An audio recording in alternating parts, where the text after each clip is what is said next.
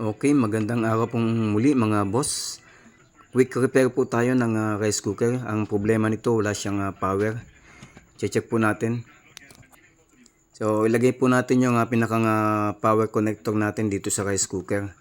Isuksok natin mabuti para siguradong kasi pag hindi siya nakasuksok ng mabuti, minsan kumakawang.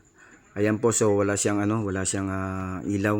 So ibig sabihin, may problema doon sa ating rice cooker sa loob. Kaya ngayon bubuksan po natin ito. So itong takip po nito sa likod, may screw yan, tatanggalin natin yan. Mabilis lamang pong tanggalin yan, tapos iikot nyo lang yung yan. So pagkabukas po niyan, sunod nating i-check yan kung walang tanggal na wire o walang naka-loose na wire connection dito sa loob. So kung wala yan, susunod nating i-check. Wala tayong tester, so ang gagamit tayo ng wire, jumper. Jumper lang po natin ito. Kailangan natin yung maliit lang na wire.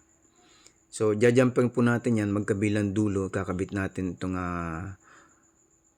wire na pan-testing natin para malaman natin kung gumagana siya. So kung gumana ito, ibig sabihin ang may problema yung ating fuse, yung thermal fuse na nakalagay dito. So ang purpose po nan, para kung sakaling nagka-overheat, kusang mapuputol yung ating thermal fuse.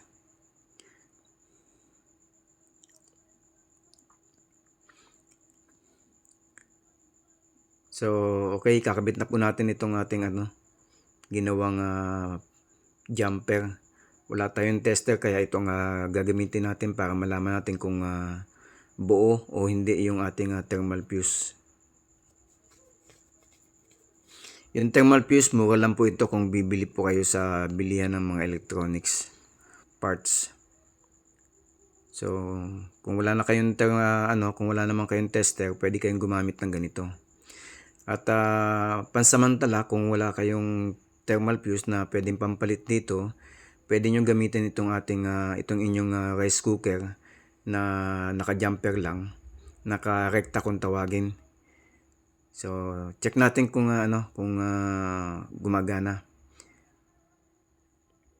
Ayan, tingnan natin. Yun, may ilaw po. Ibig sabihin na may problema lang yung ating thermal fuse. So ganun lang po kabilis yung pag-repair na to. Kung alam nyo po ito, pag nagka-problema yung inyong rice cooker, pwede nyo gawin yung ganito. Pero pag dapat palitan nyo talaga ng thermal fuse. Mura lang naman ang thermal fuse para sa safety ng ating appliances. Okay, salamat po muli. Kung nagustuhan nyo po at nakatulong sa inyo ang video ito, please don't forget po follow, like, and share po dito sa ating video channel. Salamat po muli sa inyo.